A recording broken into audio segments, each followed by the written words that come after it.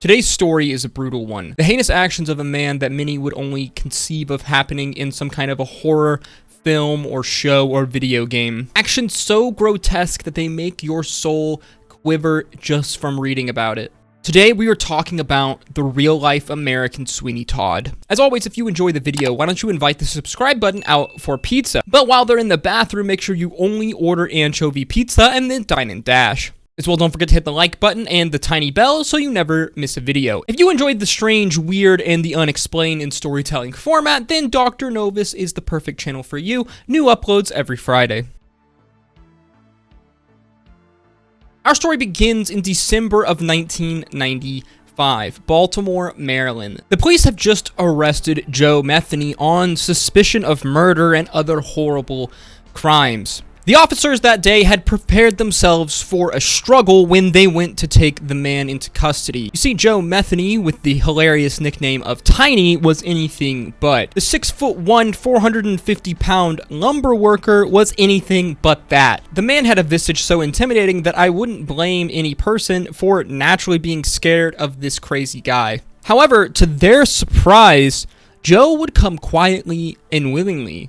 And what he told them that day in the holding cells would shock them forever. However, before we get to all that, we need to rewind to the mid-1960s in the small town of Essex, Maryland, just a little bit outside of Baltimore. Here is where the man that would come to be known as Tiny was born in 1954. He would grow up poor, one of many children to his single mother. His father had died when he was 6 in a drunk driving car accident. It is said that his father was quite the alcoholic and even abused his children to some degree. His single mother would do her best to support her 6 children, often working 2 or 3 jobs, multiple shifts a day to try to provide the best lives possible for her children. Joe would later claim, when in custody by the police, that his mother had abused him when he had grown up, and he was forced to live with other parents' households, kind of in a foster-like scenario, because his mother could barely afford to provide for them. His mother later on would refute these claims, saying while they were a bit of a poor family, they were nothing but happy, and she did nothing but her best to try to provide for her children to give them the best lives possible.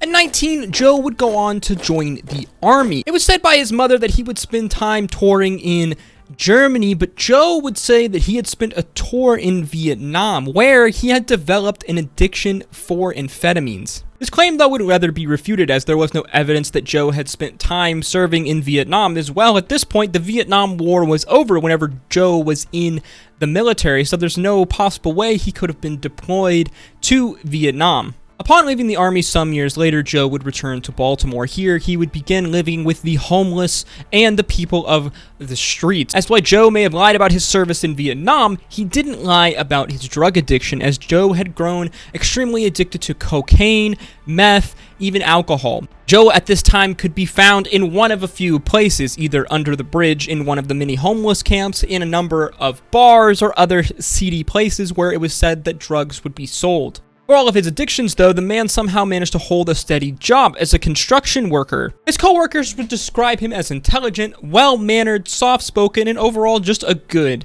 guy. Oh, how much they would be wrong. Here, Joe was dubbed with his famous nickname, Tiny. Considering Joe's addictions, he lived a rather stable lifestyle, managing to hold down this job for long periods of time. At some point in this time, when he returned from the army, he would meet a young woman. They would date, eventually being married and having a young son. Like Joe, his wife was also a drug addict, so in order to support the two's habitual habit, Joe would get another job as a truck driver, which would cause him to be gone out of the house for large periods of time, even days even. Some 6 years after their son was born, Joe would return to his home in Baltimore after a few days' drive for his truck driving job, though. Joe would be shocked to find that his wife and his 6-year-old child, though, were nowhere to be found. He would fly into a rage, searching throughout the entire city, trying to find his wife and his child. He would check churches,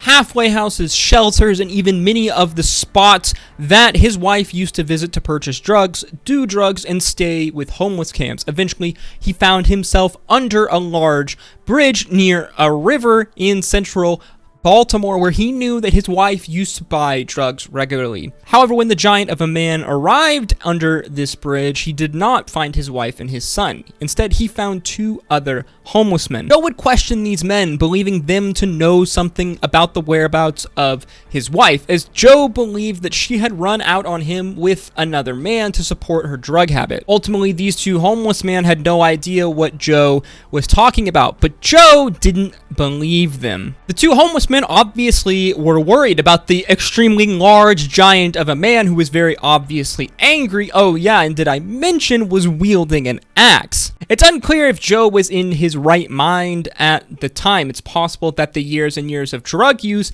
had left him in a permanent paranoia state. Regardless, Joe refused to believe the 2 homeless men. Instead, he would take his axe and then proceed to drive it into the skulls of both of the men, killing them brutally. Joe would whip around, covered in blood, looking around him to see if there was any witnesses for the very obvious 2 murders that he just committed under this bridge. He spied not far off in the distance a fisherman. As we said, this bridge was located near a small section of a river. Not knowing if the fisherman had seen anything, Joe refused to take any chances, somehow managing to coax the man to come over to him, get on shore with him, to which he met his demise at the head of Joe's axe. Joe would dump the 3 bodies that he had just killed into the nearby river. As well, on his way home, he would ditch the axe, the murder weapon, but it will make a surprise appearance later on in our story, but just wait for that. Later in that year, though, Joe would be put on trial for the death of these 2 homeless men,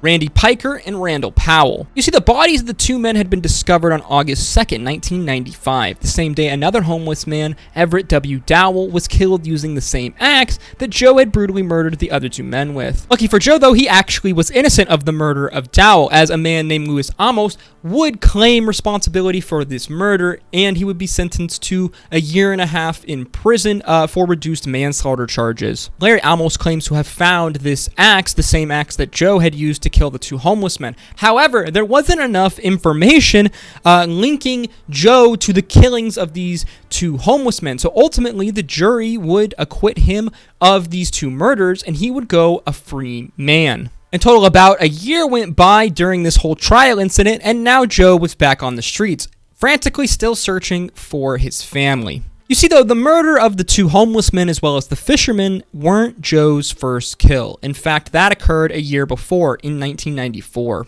Kathy Ann Magaziner, a 39-year-old sex worker out of Baltimore. It is said that he sexually assaulted her and brutally strangled her, killing her. It was said that he then buried her body outside of the construction site at which he worked in a shallow grave, later returning some weeks later, exhuming the body and removing her skeleton head, to which he placed in a box and then threw in a dumpster. A few months after his release, Metheny would find another victim, 23-year-old Lynn Spicer, who Joe stabbed to death with a knife. However, unlike with the homeless man and Magaziner, Joe had learned from his lessons, and here he began a horrible plan to dispose of the bodies. Instead of dumping them in the river like he had previously, Joe decided a much more tactical approach was necessary. So he decided to take the body home with him to his trailer. There, he butchered the body, removing the meatiest parts, to which he placed in Tupperware containers, storing it in his fridge. Over the next few days, he would slowly begin to combine this set of human meat with pork and beef, creating small little meat patties. Joe would sell these human meat patties in a small barbecue stand that he made that would sit on the side of the road in downtown Baltimore. Here, he would serve up human burgers, feeding it to the passerbyers of the city of Baltimore, none of which seemed to have any idea what exactly they were even eating. Joe would later go on record saying the human body tastes very similar to pork. If you mix it together, no one can tell the difference. I never got a single complaint from any of my customers. Just like a scene out of Sweeney Todd, Joe would prey on the sex workers of Baltimore. Young women like him who were easy to approach, as many also had drug addiction problems like Joe. This addiction he would use to lure the women into a quiet place to where he would commit the murder and other vicious sexual crimes. It seemed that Joe's rampage of violence would continue indefinitely if it wasn't for the works of one Rita Kemper, as well as a blunder that Joe himself had made. On December 8, 1996, Joe Tiny Metheny would kidnap one of his friends, Rita Kemper, a fellow drug addict who Joe had found kind of a kinship with on the streets of Baltimore. Joe would take her to his trailer under false pretenses. There, he would prevent her from leaving, saying that he was going to have sex with her. She obviously said no, and a scuffle broke out. When Rita Kemper refused, Joe began to get violent, telling her, "I'm going to kill you and bury you in the woods with the other girls." In a scuffle, Rita Kemper somehow managed to escape the clutches of this giant of a man, fleeing his trailer, running on foot into the heart of Baltimore. Joe would pursue on foot. While the giant was gifted with enormous amounts of strength, speed was not in his wheelhouse. So Rita managed to get away, heading directly for the police station to where she reported her crime. However, though, when Rita would report what happened with Joe to the police, she was surprised to learn that they had already been keeping their eye on him. You see, months earlier, Joe had asked one of his friends to help dispose of the body of Lynn Spicer, one of the sex workers that he had killed. Unbeknownst to Joe, though, this friend would report this interaction to the police. Joe had not dealt with the body of Spicer, having it still hidden near the construction warehouse in which he worked. Later that same day, on December 16th, 1996, the police would arrest Joe Metheny on suspicion of murder. It didn't take long for them to locate the body of Lynn Spencer. It seems they had Joe dead to rights. But the officers would be shocked when they took Joe into the holding cell to question him. They were completely surprised when the man began to tell them horrific details of all of the murders that he had committed, as well as his horrific escapades with the body and how he methodically turned it into small meat patties to which he sold to the public for better part of a few years. In all, Joe would claim to have killed up to 10 people, though ultimately he was only charged with the deaths of a few, as many of those deaths just couldn't be proved. In 1997, Joe was sentenced to 50 years in prison for the kidnapping and attempted sexual assault of Rita Kemper. Not long after that, he would be found guilty as well of the murders of Magaziner and Spicer, to which he would receive a life sentence and the death penalty for, respectively. It's said that during the sentencing hearing, the man known as Tiny proclaimed he killed people because he enjoyed it. There was a rush and a high there that he could get nowhere else.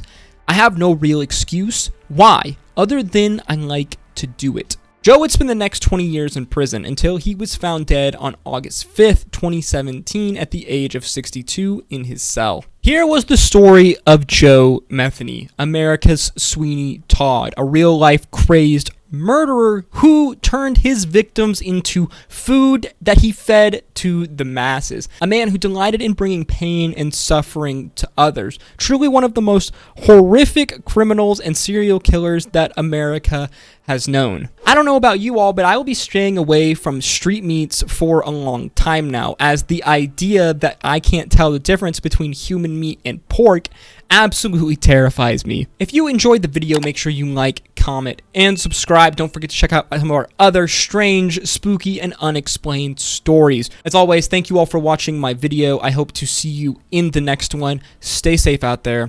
It's a spooky world.